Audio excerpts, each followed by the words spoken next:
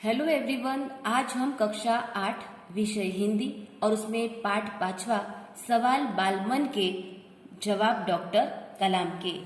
यानी यहाँ पे भारत के जो भूतपूर्व राष्ट्रपति डॉक्टर अबुल पाकिर जलालुद्दीन अबुल कलाम, जिनका पूरा नाम है और हमें उन्हें डॉक्टर कलाम के नाम से जानते हैं। इस पाठ में डॉक्टर कलाम से कुछ बच्चे प्रश्न कर रहे हैं। जैसे आपको चित्र में दिखाई दे रहा है कि डॉक्टर कलाम बैठे हैं और कुछ बच्चे उनसे प्रश्न कर रहे हैं। तो यह एक प्रश्नोत्तर शैली में लिखा हुआ एक साक्षात्कार है, जिसमें आपको पूरा पाठ है वह प्रश्न और उत्तर के रूप में ही देखने को मिलेगा कि कुछ बच्चे प्रश्न पूछ रहे हैं, डॉक्टर कलाम उनका जवाब दे रहे हैं और अंत तक यह पूरा पाठ है वह प्रश्नोत्तर शैली में लिखा गया है। क्योंकि इस पाठ में कुछ बच्चे हैं वह अपने प्रश्न पूछ रहे हैं, इसीलिए उनका मन में जो प्रश्न उठे हैं उन प्रश्नों को अब्दुल कलाम ने उत्तर दिया है। तो इसलिए इस पाठ का नाम भी बाल मन लिखा है, क्योंकि बच्चों के मन में जो बालकों के मन में जो प्रश्न होते हैं, इसीलिए उनके मन में जो सवाल उठते हैं, इसीलिए इस पाठ का नाम सवाल बालमन के और जवाब डॉक्टर कलाम के ऐसा दिया गया है। देखते हैं, पाठ की शुरुआत है। प्रश्नकर्ता आर अरविंद, कक्षा 3, सेंट मेट स्कूल चेन्नई, यानी चेन्नई से एक सेंट मेट स्कूल है और उसमें कक्षा 3 में पढ़ने वाला यह एक लड़का है आर अरविंद। वह एक प्रश्न पूछता है, क्या आप अपने बचपन की कोई यादगार घटना हमें सुना सकते हैं?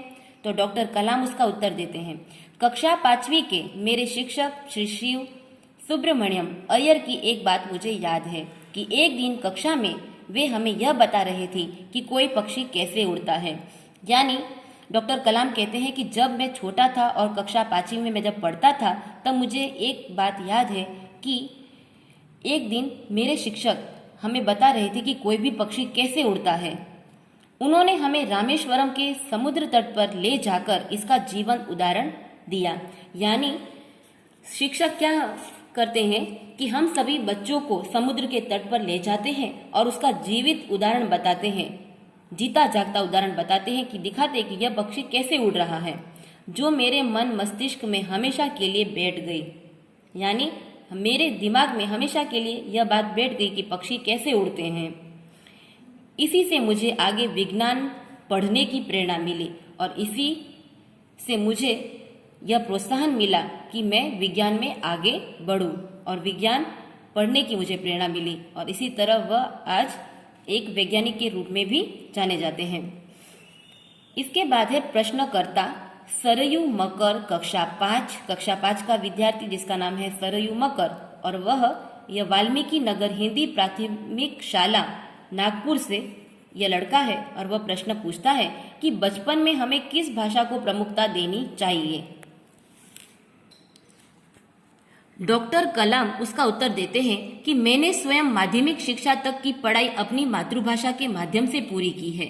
यानी डॉक्टर कलाम कहते हैं कि माध्यमिक शिक्षा यानी मैं 10 या 12वीं तक की शिक्षा है मैंने अपनी मातृभाषा यानी जिसमें हम बोलते हैं उस भाषा में मैंने पूरी की है और कॉलेज और उससे आगे की शिक्षा अंग्रेजी माध्यम की संस्थाओं में हुई और आगे की पढ़ाई है वो मैंने अंग्रेजी माध्यम से की है।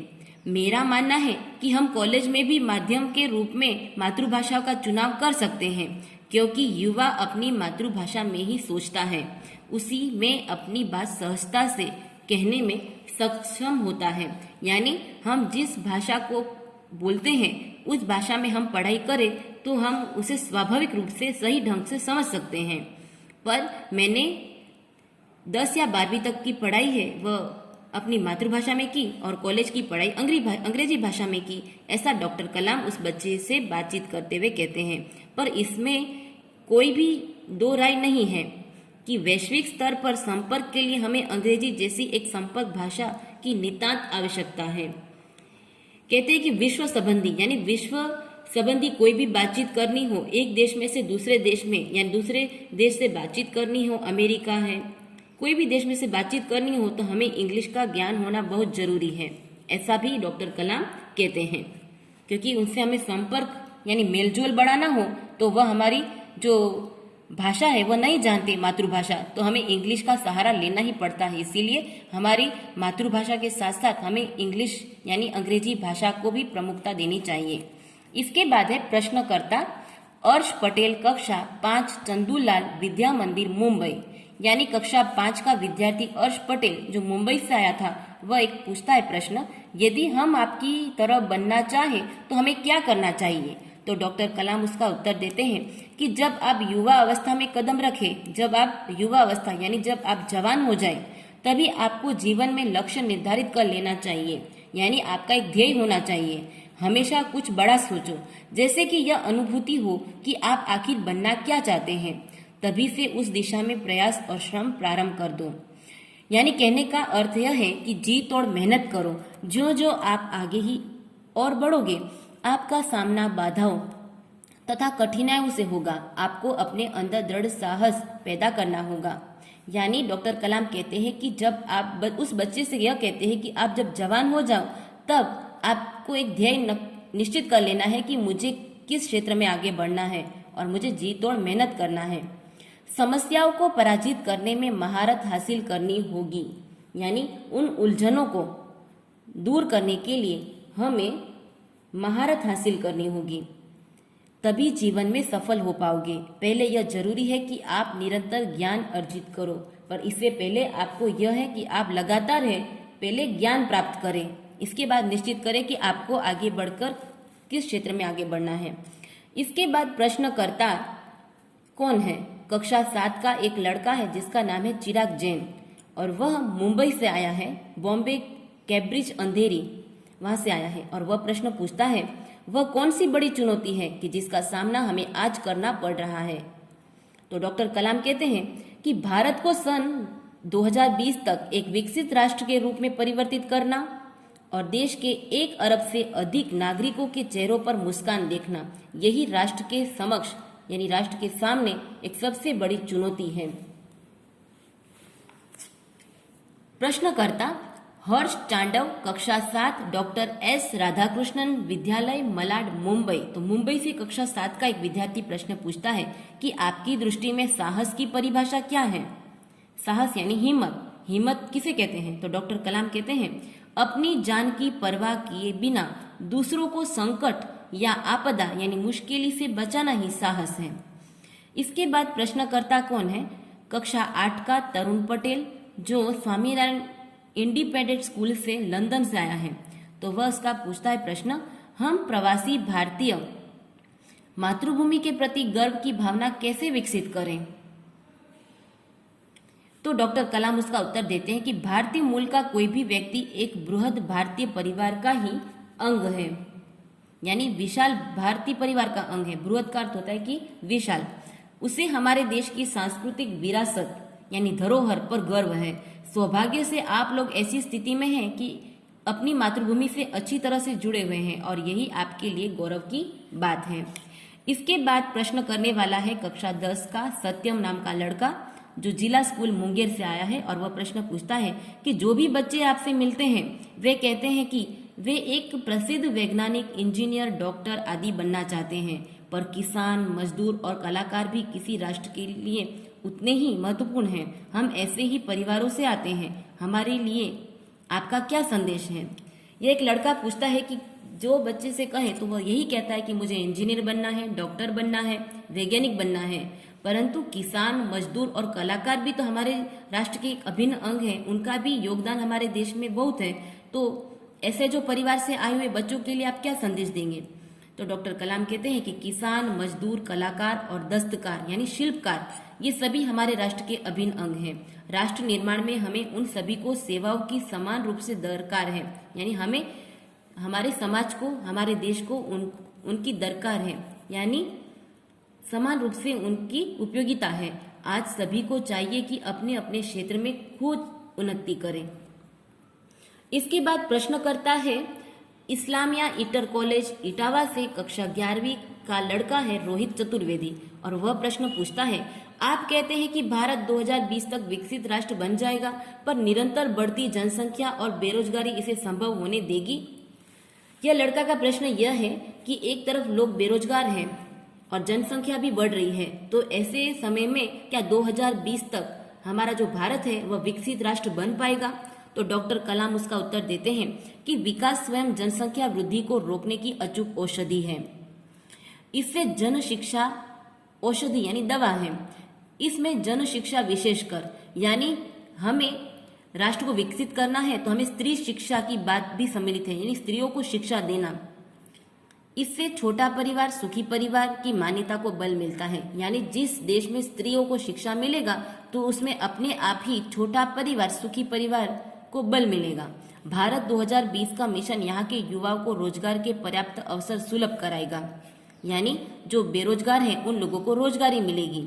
ग्रामीण क्षेत्रों में बड़ी संख्या में उद्योग धंधे स्थापित किए जाएंगे, जिससे उन क्षेत्रों में रोजगार के प्रचुर यानी ज्यादा अवसर पैदा होंगे। इसके बाद है प्रश्नकर्ता बड़ौदा से तेजस हाईस्कूल से कक्षा 12वीं का अर्श मेहता।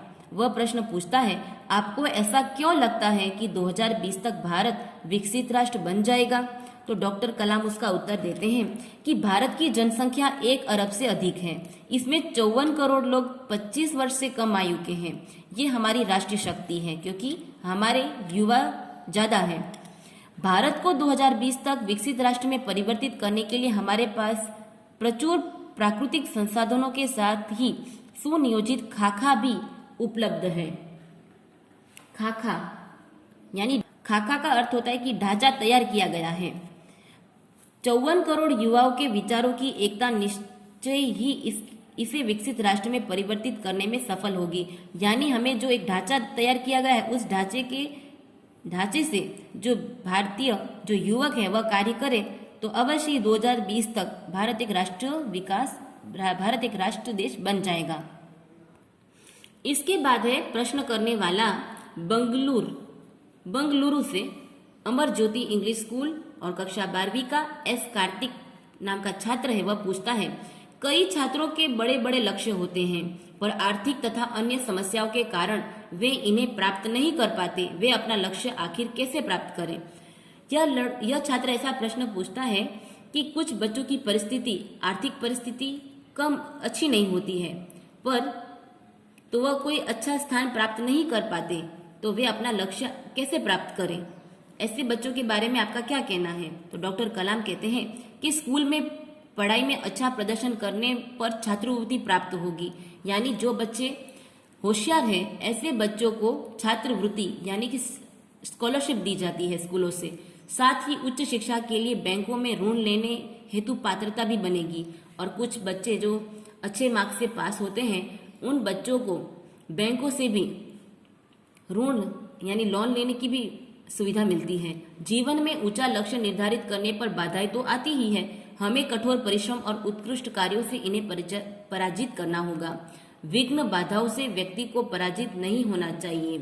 ऐसा कहते हैं कि होशियार बच्चे हैं वह अधिक मार्क्स लेकर अच्छा परिणाम प्राप्त करके बैंकों और छात्रवृत्तियों से छात्रवृत्ति प्राप्त करके अपना एक लक्ष्य निर्धारित कर सकते हैं। इसके बाद है अमृतापुरी AICT से द्वितीय वर्ष मिथुन के नाम का विद्यार्थी पूछता है कि भारत को विकसित राष्ट्र बनाने में राजनीतिज्ञ की क्या भूमिका होनी चाहिए, कि राजनीति वालों का क्या भूमिका है? तो डॉक्टर कलाम कहते हैं कि जिम्मेदार राजनीतिज्ञ यानी दूरदर्शितापूर्ण नीतियां बनाता है, यानी दूर की बात सोचने वाला उसे दूरदर्शिता कहते हैं कि जो दूर की सोचता है वह।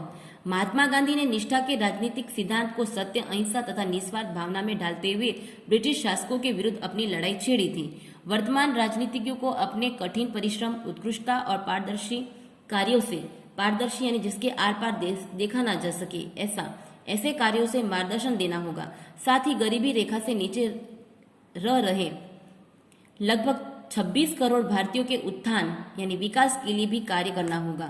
इसके बाद है चेन्नई से MGR इंस्टीट्यूट से तृतीय वर्ष का विद्यार्थी सी नंदिता सुबी नाम की छात्र है। वह क्या पूछती है, रक्षा की दृष्टि से विजन 2020 का लक्ष्य पाने में महिलाओं की क्या भूमिका हो सकती है, यानी महिलाओं की क्या भूमिका है? तो डॉक्टर कलाम कहते हैं कि विजन 2020 में रक्षा अनुप्रयोग के क्षेत्र की महत्वपूर्ण प्रौद्योगिकियों के विकास पर विचार किया गया है। राष्ट्रीय सुरक्षा की बात भी विजन 2020 का एक अभिन्न अंग है। सशस्त्र सेनाओं में नियुक्ति के लिए पुरुष और महिला के आधार पर कोई भेदभाव नहीं है, यानी जहां सैनिकों की भर्ती की जाती है वहां पे पुरुषों और महिलाओं दोनों में कोई भेदभाव नहीं किया जाएगा। दोनों को एंट्री दी जाएगी। तीनों सेनाओं में पर्याप्त महिला अधिकारी नियुक्त हो, यानी महिलाओं को प्रथम स्थान दिया जाएगा कि महिला नियुक्त किए जाएंगे। राष्ट्रीय सुरक्षा क्षमताओं में वृद्धि के लिए महिलाएं उच्च स्तरीय सामरिक सेना बहुगुण उपकरणों पर कार्य करके भी अपना सहयोग दे सकती है, यानी जहां जहां पर देश में स्त्रियों का योगदान होगा, स्त्रियों को स्थान दिया जाएगा। ऐसा डॉक्टर कलाम का कहना है कि सैनिकों में भर्ती होगी तो वहां पे पुरुष और महिलाओं को अलग अलग भेदभाव नहीं किया गया, जितना पुरुषों होंगे उतनी महिलाओं को भी वहां पर एंट्री दी जाएगी। इसी तरह तीनों सेनाओं में महिला को भी नियुक्त किया जाएगा। इसके बाद प्रश्न करने वाला है, जोधपुर दौरे पर डॉक्टर कलाम से एक बच्चे द्वारा पूछा गया प्रश्न, क्या हम अति विशिष्ट व्यक्तियों के दौरे पर हो रहे अनावश्यक खर्चे कम नहीं कर सकते? डॉक्टर कलाम, तुमने इस मंच पर एक बड़ी सी कुर्सी देखी होगी, वह कुर्सी अब यहाँ पर नहीं है। ठीक ऐसे ही अनुत्पादक चीजों पर हो रहे अनावश्यक खर्च भविष्य में नहीं होंगे।